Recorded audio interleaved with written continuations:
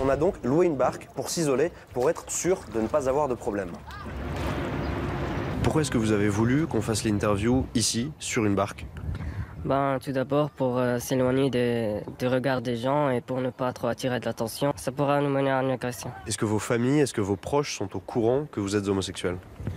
Oui, en effet, seulement ma famille, mes Hop, parents, hop, hop, hop, hop, mes frères. hop, hop, hop, hop, hop. Mesdames, mesdemoiselles, messieurs, bonjour, bienvenue dans ce journal préparé par la rédaction de Mouim. Alors attention, cette séquence a fait l'objet d'une alerte boîte mail signée H24 Info et pour cause, ces images dateraient de l'affaire de l'homosexuel de Fès tournée il y a quelques mois déjà. Un jeune homme a même porté plainte contre le groupe Canal+ et ses équipes pour trafic d'informations. Yann Barthès risque donc la prison, voire la perpétuité, puisque le dossier est désormais entre les mains de la justice marocaine. Ça va condamner, ça c'est moi qui vous le dis. Wal Mouhim, c'est parti pour l'info.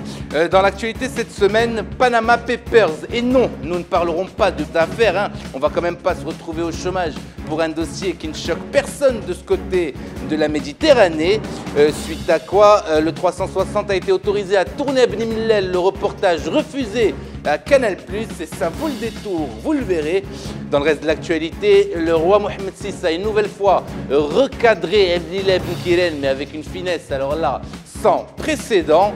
Et puis nous clôturons ce journal en rendant hommage à Mehdi Kotbi, le Marocain le plus décoré de l'histoire par la France, selon ses propres termes. Voilà, nous sommes en démocratie assez pauvre en actualité. Le Ralbullah, en ce jeudi 7 avril 2016, il est 18h10, bienvenue. Ici, c'est le Mouhim de l'info.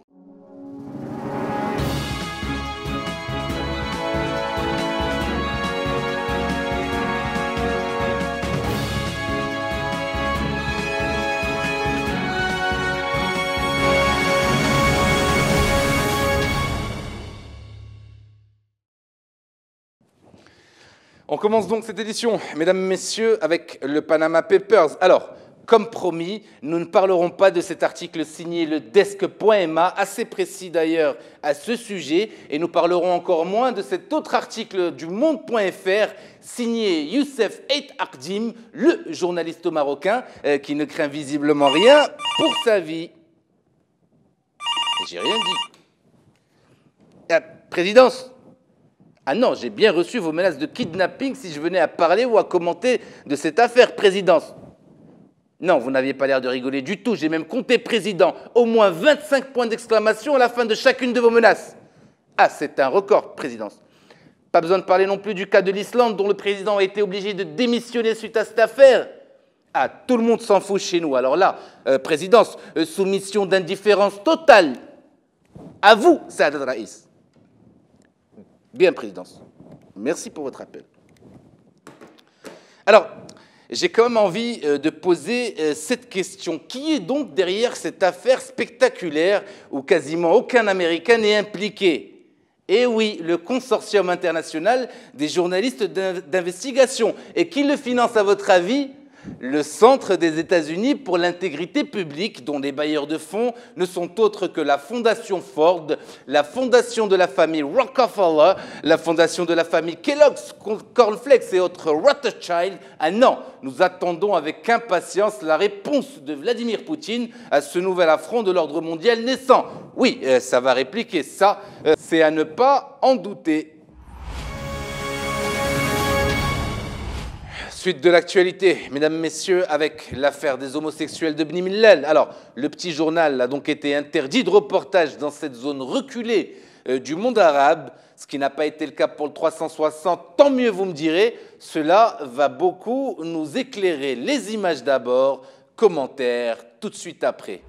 حنا ممكن نقولوا لنا هذوك الناس عندهم حريتهم، حنا هذيك ما تنعتبروش حنا حريه. هاد الناس ماشي ضد الحريات، حنا مع الحريات، والحريات تكفلها القوانين والدستور والمواثيق الدوليه.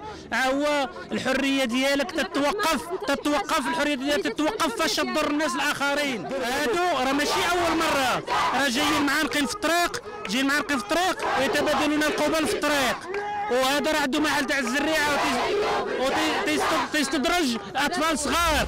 Ah non, on a tous compris la même chose. Le couple homosexuel, selon les témoignages que vous avez entendus, s'extasiait de leur union sur la place publique avant consommation dans un endroit un peu plus privé. Il est vrai, les Bni Mellali soutiennent donc d'une seule et même voix les justiciers qui ont tabassé ce couple d'homosexuels et demandent même leur relax immédiate, voire une décoration pour beau et loyaux services rendus à l'islam et à la nation. Alors, amis ouverts d'esprit, amis démocrates, droits de l'homiste, amis choqués aussi par ce couple marié, tabassé à cause d'un bisou sur la joue à Chichaoua, écoutez, soyez sympas et fermez-la à jamais. Apprenez à vivre dans la peur et les règlements de compte et remerciez surtout le PJD d'avoir fait du Maroc un monde meilleur en allant voter, pourquoi pas pour eux, aux prochaines élections. Il faut alimenter ce qui se passe, on ne va quand même pas s'arrêter en si bon chemin.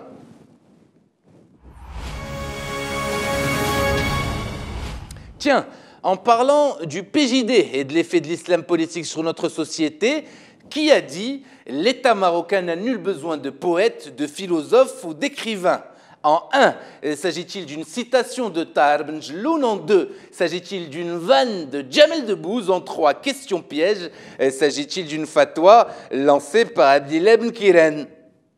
Eh oui, Abdillah Ben Kiren, encore lui, en guise de réponse, le roi Mohamed VI a offert un nouveau siège social à l'Union des écrivains du Maroc, comme quoi il y a quand même du bon dans les conneries débitées chaque jour par notre chef du gouvernement.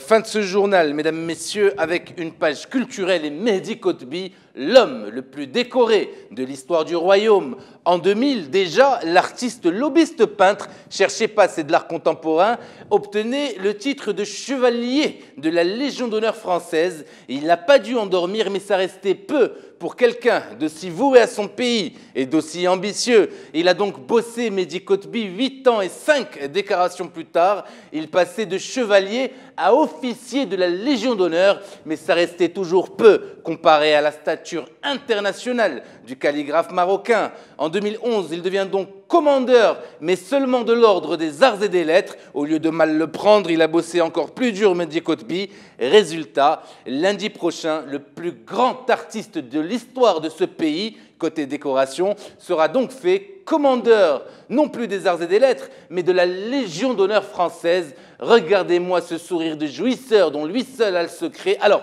la mauvaise nouvelle, c'est qu'il reste encore grand officier et grand croix de la Légion d'honneur. Ah non, on n'a pas encore fini d'entendre parler des décorations de Mehdi Kotbi.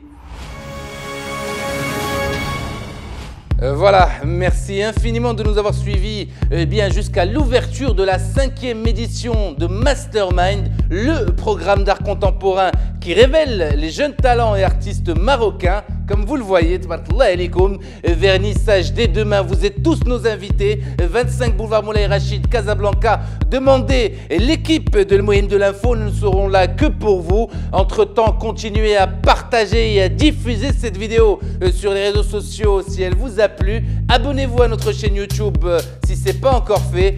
Nous vous donnons rendez-vous pour notre part dans une petite semaine pour un nouveau numéro de Le Moyen de l'Info. Everybody can know, baby, everybody be the man.